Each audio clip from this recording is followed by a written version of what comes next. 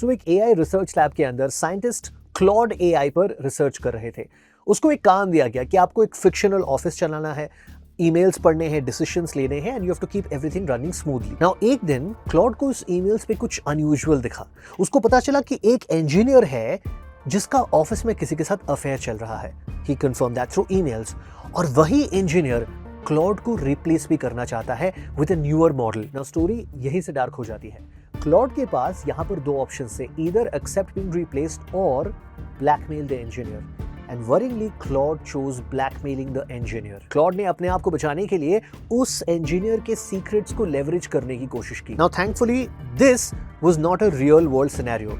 This was basically researchers stress testing Claude कि अगर ऐसा situation दिया जाए, उस situation में Claude क्या करेगा. पर इस stress test से इतना तो पता चल गया that in extreme pressure situations, Claude will look to preserve itself. Apparently, ये test काफी बार दोहराया गया था and even though Claude का जो replacement था that would be aligned with the same values as Claude and would be better than Claude, that version, it still chose to blackmail the engineer 79% of the time. Apparently उस AI research lab ने यही stress test बाकी AIs के साथ भी कोशिश की थी and apparently between 79 to 96% of the time the AI chose self-preservation and chose to blackmail the human. अब आते एक और second case पे जो भी काफी strange है.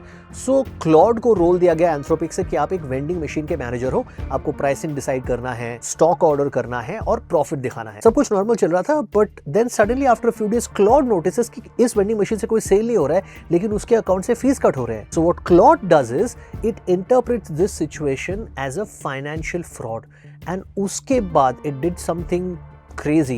It tried to contact FBI Cyber Crimes Division. Now ये emails FBI तक कभी send नहीं हुए लेकिन Claude इतना convince हो गया था कि this is a crime that it stopped working as the manager of that vending machine. Now I learned of both of these incidents through a podcast I was listening to, Tristan Harris on Diary of a CEO.